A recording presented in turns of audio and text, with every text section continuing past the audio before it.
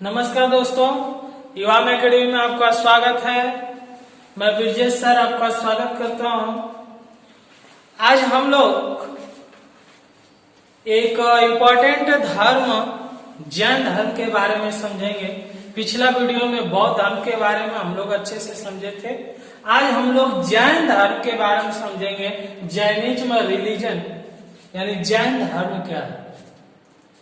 ये भारत के प्राचीन धर्मों में से जैन धर्म भी उतना ही इम्पोर्टेंट है जितना बौद्ध धर्म है। जैन धर्म से भी जुड़ी हुई बातों का अध्ययन करेंगे। जैन धर्म के संस्थापक के बारे में जानेंगे। जितने भी क्वेश्चन बन सकते हैं जैन धर्म से, हम लोग सभी क्वेश्चन को देखेंगे ताकि पेपर में जैन धर्म से कोई भी क्वेश्चन बन जाए तो कभी भी किसी कंडीशन में गलत नहीं होना चाहिए। इस उद्देश्य से हम लोग आज जैन धर्म को समझेंगे। और किसी भी वीडियो को आप शुरू से लेकर अंत तक देखेंगे तभी भी वह निष्कर्ष निकलता है, तभी पूरा क्वेश्चन आपको याद होता है। आधा वीडियो देखेंगे, आधा क्वेश्चन याद करेंगे तो पेपर के हिसाब से पूरा वीडियो और पूरा क्वेश्चन आपको याद होना चाहिए। तो चलिए जैन धर्म शुरू करते हैं। जैन धर्म शुरू करते हैं और इसमें कुछ वर्ड हैं जो सबसे पहले देखते हैं। सबसे पहला आता है कि जैन धर्म में एक वर्ड आता है जीन, कि जीन किसे कहते हैं। अगला आता है त्रिरत्न, त्रिरत्न किसे कहते हैं। अगला है विपश्यना, नृगंथ, तीर्थकर। ये जो वर्ड है कभी कभी डायरेक्ट वर्ड ही पेपर में आपको दे देगा और कहेगा इसका अर्थ है जीन, त्रिरत्न, विपश्यना, नृगंथ, तीर्थंकर। अगला और भी पूछता है संप्रदाय। तो जीन क्या है? जीन का अर्थ होता है विजेता, विजेता। और धर्म की बात हो रही है, किसी युद्ध की बात नहीं हो रही है। धर्म में बात होता है विजेता का मतलब होता है ज्ञानेंद्रियों पे विजय पाना। और जीन से ही बना है जैन धर्म, यानी जैन धर्म अपनाना है तो अपने ज्ञानेंद्रियों पे विजय पाना है। जीन का अर्थ होता है विजेता और जीन से ही बना है जैन धर्म। अगला था त्रिरत्न, त्रिरत्न यानी जैन धर्म में रहना है तो जैन धर्म की जो मुख्य बातें हैं उसको अपनाना पड़ेगा, उसको अपने अंदर लाना पड़ेगा। त्रिरत्न है, पहला है सम्यक ज्ञान, दूसरा है सम्यक दर्शन और तीसरा है सम्यक चरित्र। ये जैन धर्म के त्रिरत्न। सम्यक ज्ञान का मतलब किसी भी उपदेश के बारे में, किसी भी शिक्षा के बारे में शुद्ध रूप से ज्ञान होना आपके लिए आवश्यक है। तभी आप दूसरों को उपदेश दे सकते हैं जब आपको शुद्ध क्या हो, ज्ञान हो। सम्यक दर्शन, सत्य में विश्वास होना चाहिए। जो आप देखें उसी बात को बोलें, वह होता है सम्यक दर्शन। सत्य में विश्वास होना चाहिए। सम्यक चरित्र, आपका चरित्र शुद्ध होना चाहिए। आचार विचार आपका शुद्ध होना चाहिए। कर्म आपका शुद्ध होना चाहिए, पवित्र होना चाहिए। तो ये सम्यक ज्ञान, सम्यक दर्शन और सम्यक चरित्र जैन धर्म के त्रिरत्न है। अगला वर्ड आता है विपश्यना। क्या है विपश्यना? विपश्यना का मतलब होता है अपने अंदर अपने आप को गहराई से देखना कि हम क्या है। किसी के ऊपर उंगली उठाने से पहले अपने आप को देखना कि हम कितना सही है, कितना गलत है, उसे हम कहते हैं विपश्यना। अगला आता है नृगंथ। नृगंथ का मतलब होता है महात्मा, जिसे हम लोग कहते हैं बंधन रहित। या बंधन मुक्त। वो संसारिक, परिवार, रिलेशन, इन सभी चीजों से बंधन मुक्त होता है। कोई रिलेशन नहीं है, कोई उसका परिवार नहीं है, वो महात्मा है। और महात्मा को हम कहते हैं जैन धर्म में निर्गत। तीर्थंकर, तीर्थंकर कहते हैं मुक्ति प्राप्त, यानी जिसको मुक्ति प्राप्त हो जाता है उसे हम कहते हैं तीर्थंकर। ठीक है। और संप्रदाय, संप्रदाय का मतलब होता है, जैसे पिछले वीडियो में आपने पढ़ा कि बौद्ध धर्म के दो संप्रदाय, हीनयान और महायान, वैसे ही जैन धर्म के संप्रदाय दो हैं। कौन कौन है जैन धर्म के संप्रदाय? जैन धर्म के दो संप्रदाय हैं।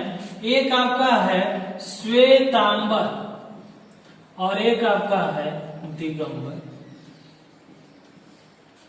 श्वेतांबर के अध्यक्ष थे स्थूलभद्र और दिगंबर के अध्यक्ष थे भाद्रबाहु।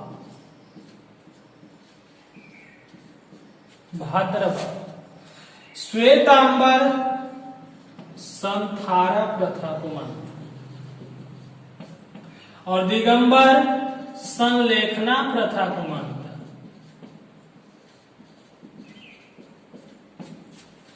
ये भी वर्ड, ये भी पेपर के हिसाब से इंपॉर्टेंट है।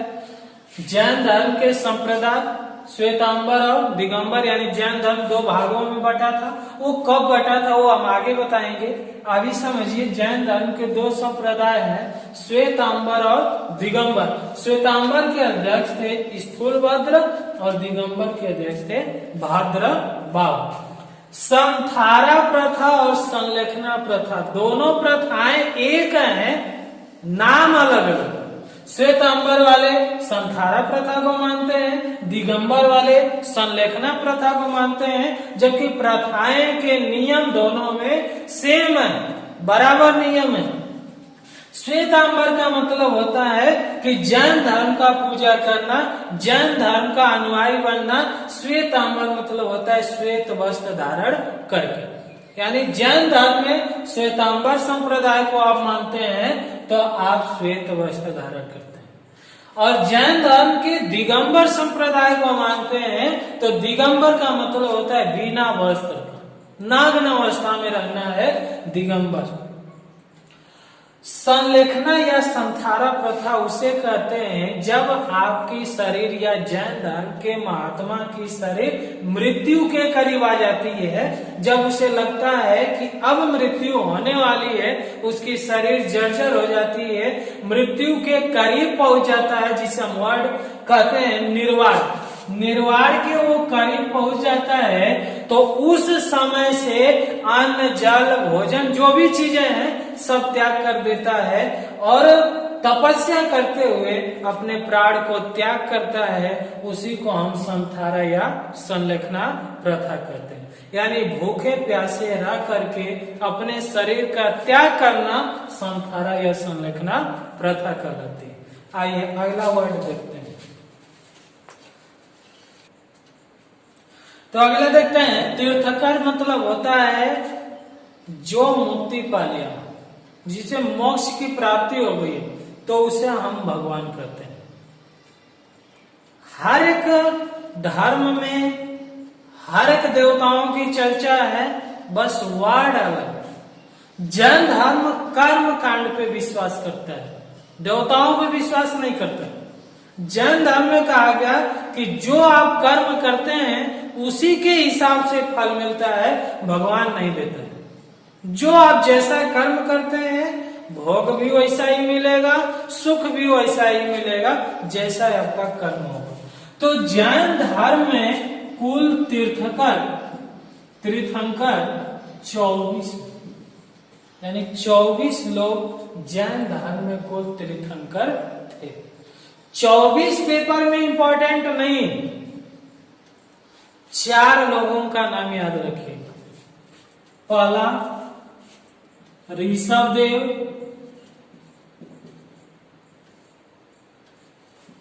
मल्लीनाथ, पार्श्वनाथ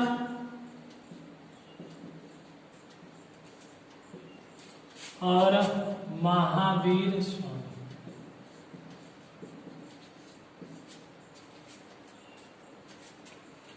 ऋषभ देव, मल्लीनाथ, पार्श्वनाथ, महावीर स्वामी, क्योंकि जैन धर्म के नींव रखने में, जैन धर्म को अलग अलग जगहों पे प्रचार करने में इन लोगों का बहुत बड़ा योगदान रहा। जैन धर्म के प्रथम संस्थापक या प्रथम तीर्थकर ऋषभ देव। क्वेश्चन पूछेगा कि जैन धर्म के पहले तीर्थंकर या पहले संस्थापक कौन थे, तो ऋषभ देव थे। और ऋषभ देव से एक क्वेश्चन ये बनेगा या इनसे पूछेगा कि इनका प्रतीक क्या था, तो इनका प्रतीक बैल है।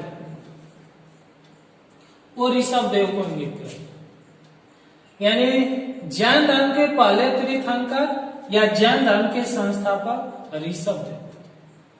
मल्लीनाथ जैन धर्म के 19वें तीर्थंकर हैं, जिनका प्रतीक था कलश।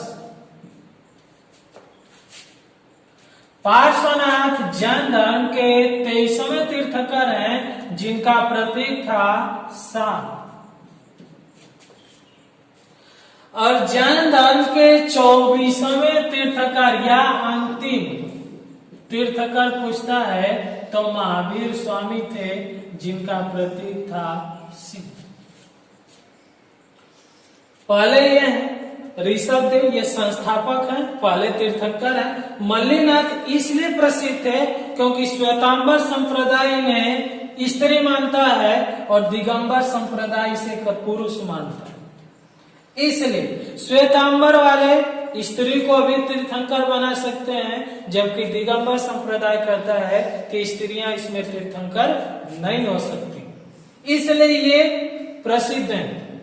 19वें तीर्थंकर मल्लीनाथ, पार्श्वनाथ 23वें तीर्थंकर, ये बनारस के अश्वसेन के लड़के हैं, जिसे हम लोग काशी नरेश के नाम से भी जानते थे। इन्होंने भी जैन धर्म को स्वीकार किया था और जैन धर्म के तीर्थंकर बने थे। और इन्होंने जैन धर्म में रहने वाले लोगों के लिए 4 व्रत बताए थे। अहिंसा, सत्य, अस्तेय, अपरिग्रह।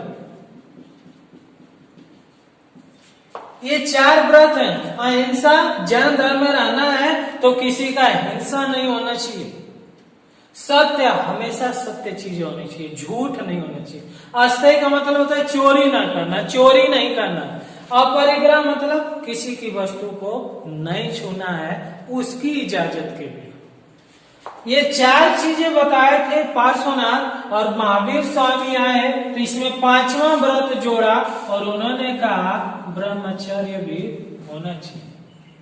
ये 4 व्रत भी होना चाहिए, 5वां व्रत ब्रह्मचर्य। महावीर स्वामी ने जोड़ा कि ये सब चीजें हो सकती हैं जब आप ब्रह्मचर्य, एक सन्यासी, एक साधु का लाइफ जीते हैं, आप जैन धर्म को स्वीकार करते हैं तो ज्ञानेंद्रियों पे विजय पाएंगे, तभी आप एक चीज कर सकते हैं। इसलिए महावीर स्वामी ने 5वां व्रत ब्रह्मचर्य को जोड़ा।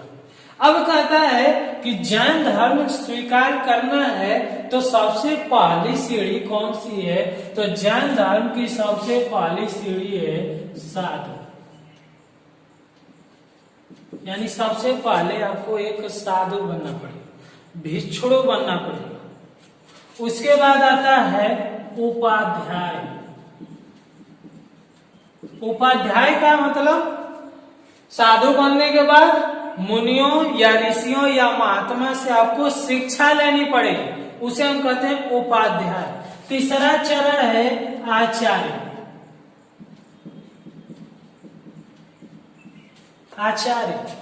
आचार्य का मतलब होता है साधुओं का प्रमुख। चौथा है अहर्त। अहर्त का मतलब होता है मृत्यु के करीब। और 5वां है तीर्थंकर। यानी या निर्वाण कर देगा।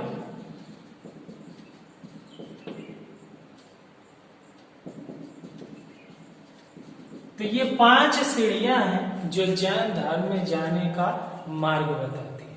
ठीक है, तो आइए हम लोग महावीर स्वामी के बारे में समझते हैं। चलिए महावीर स्वामी के बारे में पढ़ते हैं। महावीर स्वामी 24वें तीर्थंकर, या आपसे अंतिम तीर्थंकर पूछेगा जैन धर्म के कौन थे, तो महावीर स्वामी थे। महावीर स्वामी के बचपन का क्या नाम था? वर्धमान था। अगला, जन्म महावीर स्वामी का जन्म कब हुआ था? तो 540 ईसा पूर्व में वैशाली के कुंडग्राम ये जन्म हुआ। इनके पिता का नाम क्या था? सिद्धार्थ। माता का नाम त्रिशला। पत्नी का नाम यशोदा। पुत्री का नाम प्रियदर्शना, या इसका एक और नाम था अड़ोज्या। अड़ोज्या। इसका शादी हुआ तो इसके पति का नाम था जमाली,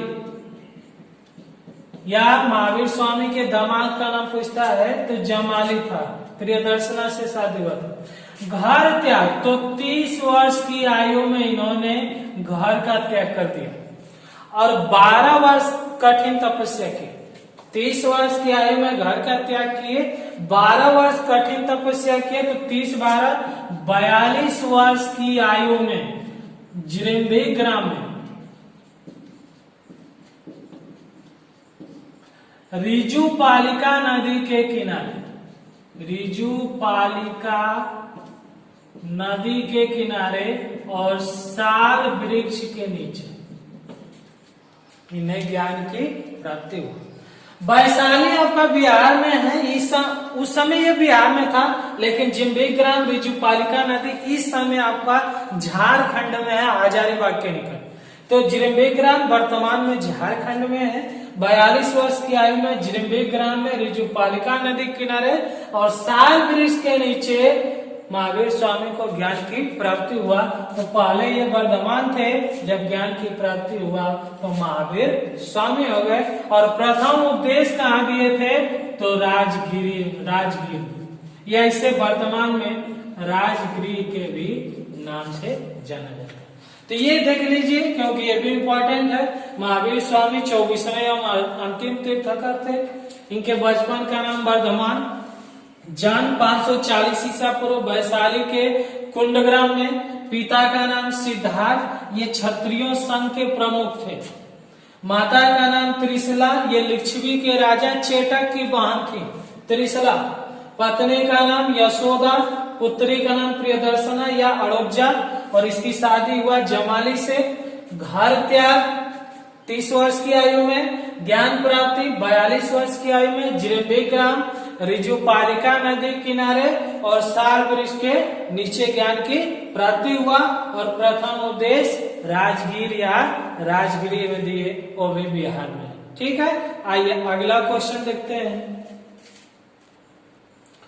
अगला क्वेश्चन पूछता है कि महावीर स्वामी के शिष्य, महावीर स्वामी के अनुयायी, तो जमाली इनका दामाद था जो इनका घोर विरोधी था, लेकिन 14 वर्ष के बाद ये जैन धर्म के महावीर स्वामी के अनुयायी बना था, पहला अनुयायी।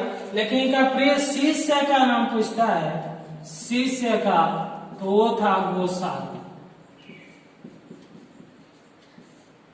शिष्या का नाम पूछता है, तो जो भिक्षुण संघ की प्रमुख थी वो थी चंदना।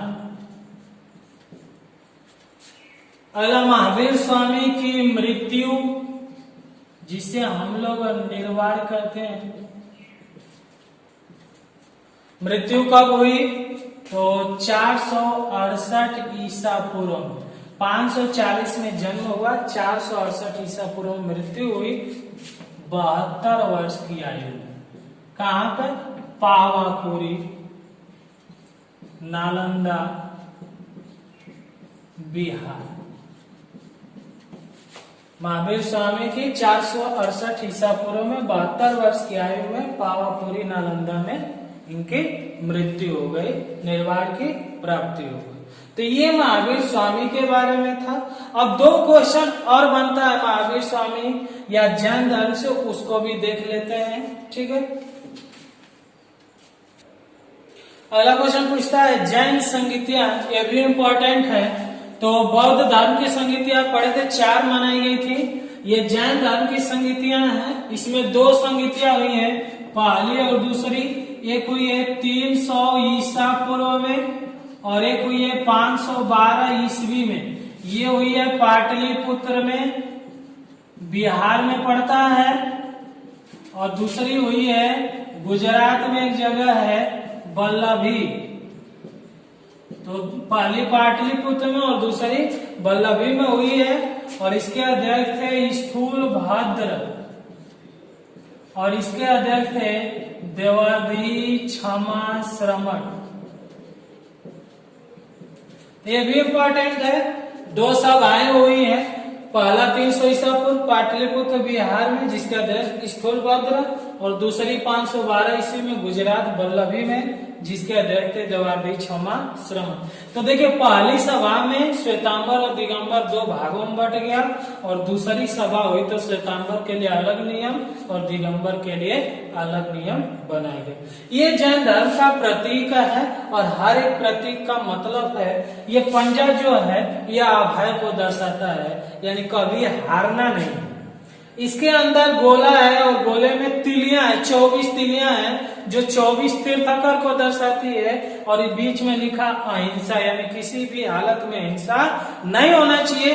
इसका मेन प्रमुख है कि जैन धर्म में सबसे विशेष बात है तो वह अहिंसा पे फोकस किया गया। इसको 3 भागों में बांटा गया, ऊर्ध्वलोक यानी ऊपर का संसार, मध्य लोक मध्य का संसार, और नीचे के भाग को अधोलोक कहते हैं, नीचे का संसार। और ये जो स्वास्तिक है जिसकी 4 भुजाएं हैं, तो ये चारों दर्शाती है स्वर्ग, नरक, देव देवता देवताओं के बारे में, और मनुष्य, ये 4। और ये जो 3 बिंदु हैं ये त्रिरत्न को दर्शाते हैं, सम्यक ज्ञान, सम्यक दर्शन और सम्यक चरित्र। एक वर्ड आता है कैवल्य। कैवल्य किसे कहा जाता है? तो जैन धर्म के पूर्ण ज्ञान को हम लोग कैवल्य करते हैं, पूर्ण ज्ञान को हम लोग कैवल्य कहते हैं। और अगला आता है कि जैन साहित्य को क्या कहा जाता है? तो जैन साहित्य को आगम कहा जाता है। तो दोस्तों हम लोग जैन धर्म से जितने भी क्वेश्चन बन सकते हैं पेपर में सबको देखा। आप पूरा